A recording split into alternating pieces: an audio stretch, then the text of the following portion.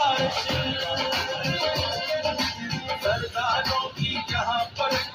ہر چالش بدلو سفارش جھوٹا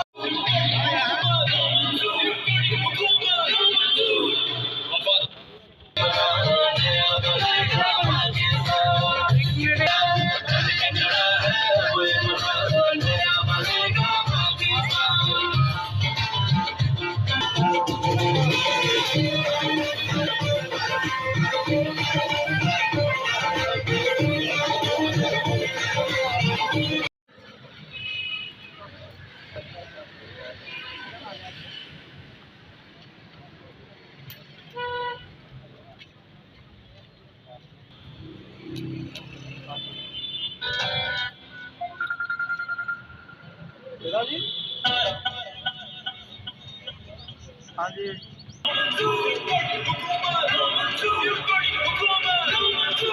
ہم کو غلام ہے کہ جو آپ کہیں گے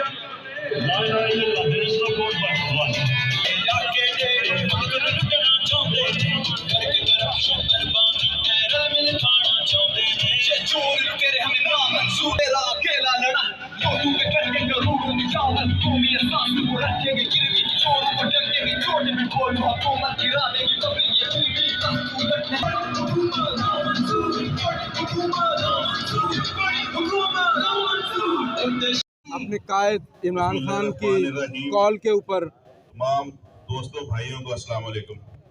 جتنے ملک کے اندر الیکشن کمیشن کے دفاتر ہیں